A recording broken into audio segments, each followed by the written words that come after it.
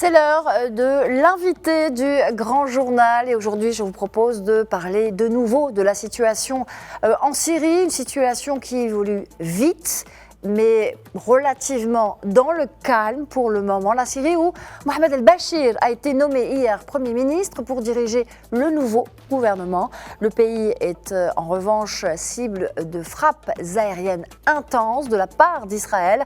Alors pour parler des derniers développements, je vous propose de retrouver notre invité en direct de Paris, Monsieur Mahmoud Hassan, qui est analyste politique et professeur de droit privé. Bonjour et bienvenue à vous. Bonjour madame, merci de votre aimable invitation.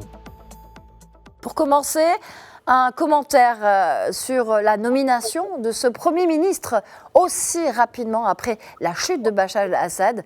Que sait-on de Mohamed El-Bachir? Qui est cet homme qui est appelé à diriger le gouvernement syrien dans cette période de transition si fragile?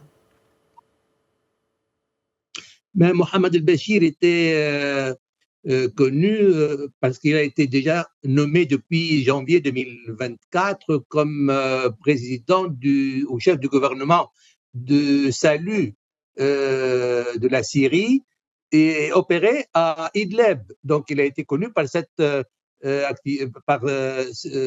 activité et il fait donc partie d'une fraction paramilitaire qui a participé donc à l'effondrement de l'ancien régime en Syrie.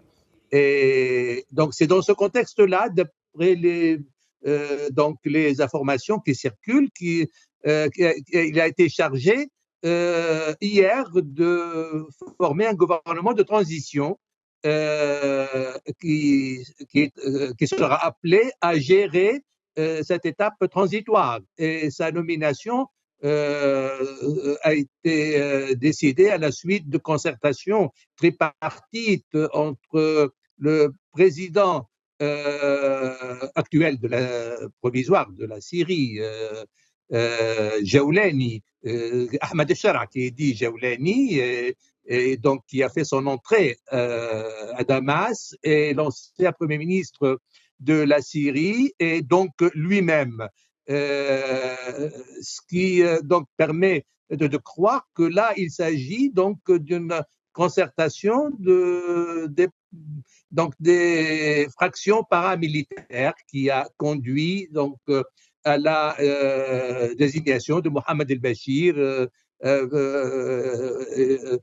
donc pour former ce gouvernement transitoire. Et les concertations, normalement, se poursuivent avec les autres fractions, donc de savoir surtout les étapes de transition, qui va participer à ce gouvernement également, et une feuille de route qui pourrait conduire, toujours d'après les informations qui sont donc à la dissolution des fractions militaires, la dissolution également des associations et la formation donc d'un gouvernement qui serait soutenu par une force militaire unique ou unifiée à la suite de ces concertations. C'est pour ça que oui, je vous en prie, madame. Alors, dans cette transition qui commence pour la Syrie, Hayat Tahrir al-Sham a été le fer de lance de cette offensive. À quoi s'attendre, selon vous, professeur Mahmoud Hassan, avec ces rebelles de Hayat Tahrir al-Sham? Peut-on revenir sur leur historique, sur le portrait de leurs membres principaux? À quoi faut-il s'attendre dans cette transition? Ils vont être un acteur majeur de cette transition politique syrienne qui est en marche. Oui, Tahrir al-Sham, comme vous l'avez dit, qui est présidé par Ahmed Shara, dit le Jaoulani, était déjà une fraction qui opérait au sein de Daesh et par la suite a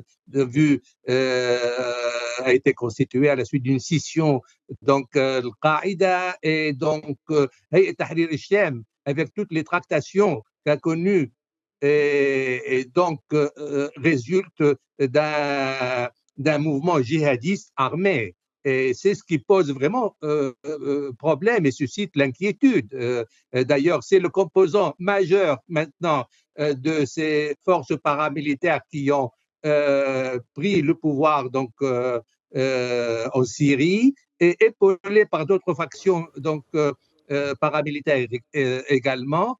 Ce qui inquiète également, c'est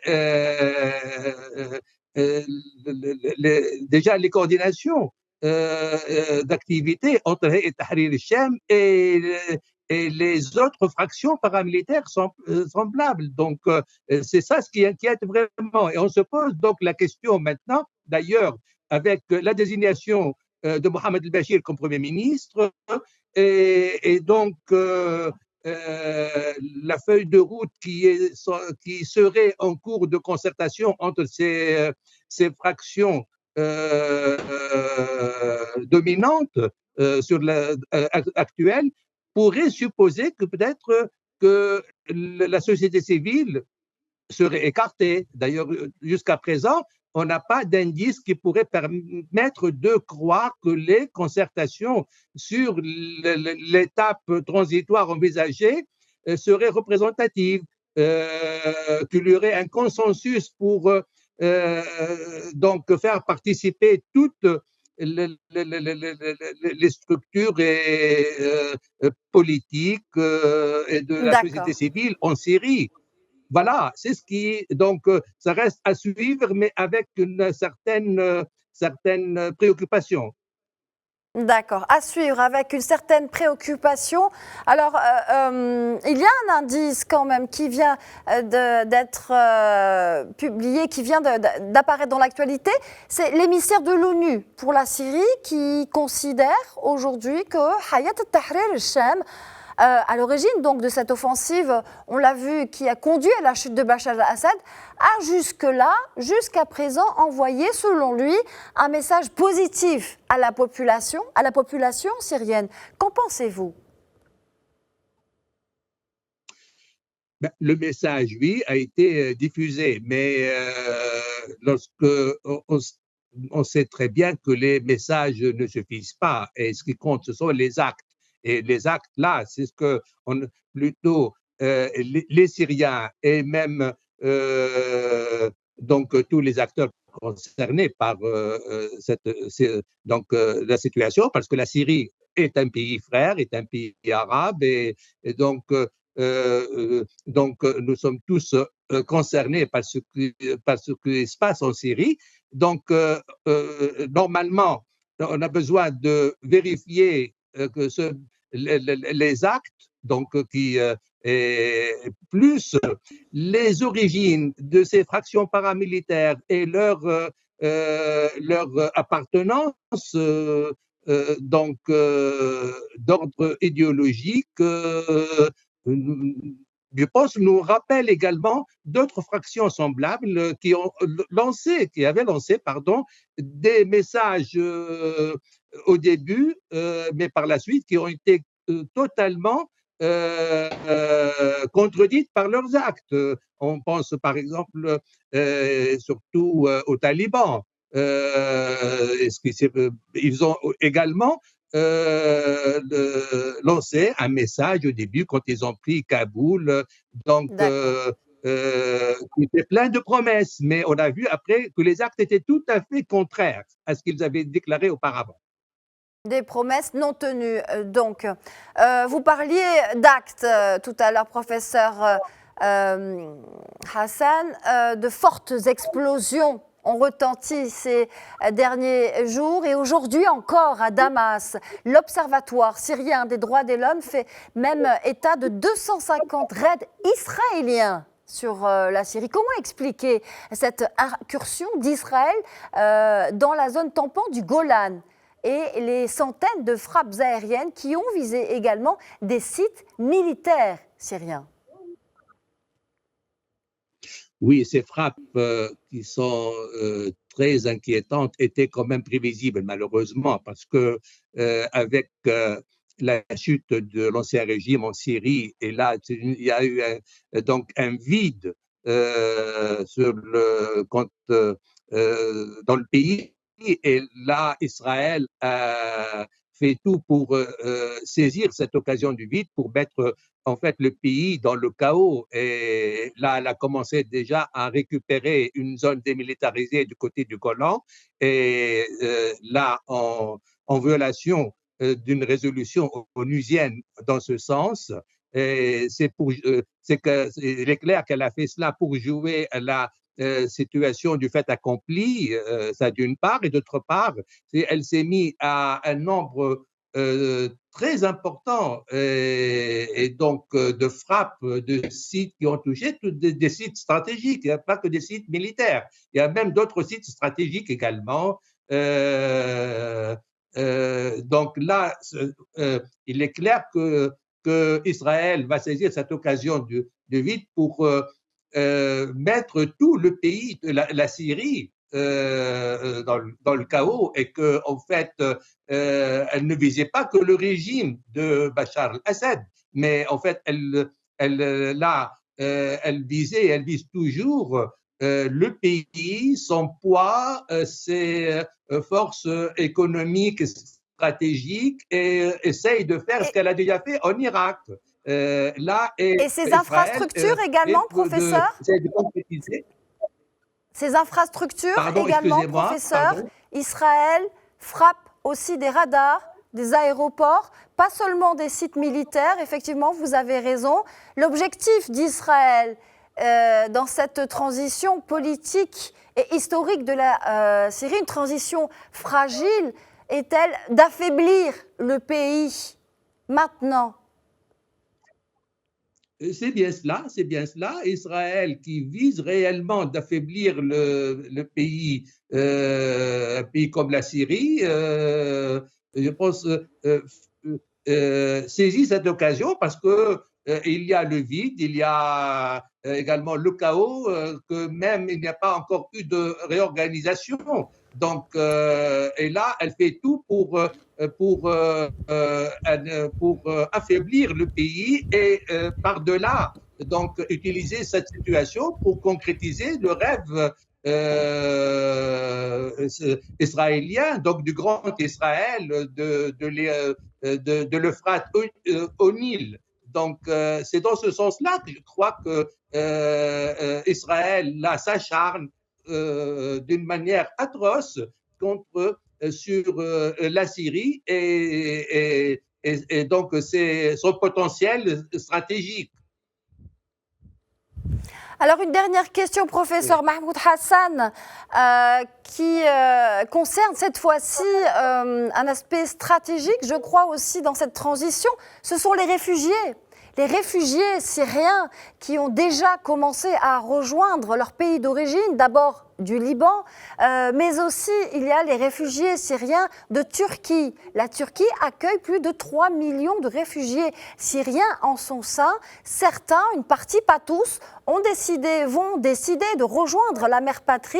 De quelle manière ce retour des réfugiés syriens va impacter la transition politique, historique en Syrie, selon vous? Ben, je crois que le problème des réfugiés se pose également sur plusieurs approches. Évidemment, il y a déjà les réfugiés syriens qui sont à l'étranger. D'une part, c'est leur droit de rentrer, de regagner leur pays. Mais là, la question, je pense qu'il faudrait qu'ils puissent avoir des garanties également et que leur situation de réfugiés puisse être, que le retour puisse être protégé conformément à la loi, parce que ces réfugiés également sont de différentes appartenances sur le plan idéologique et politique, et donc là, leurs appartenances devraient normalement être respectés.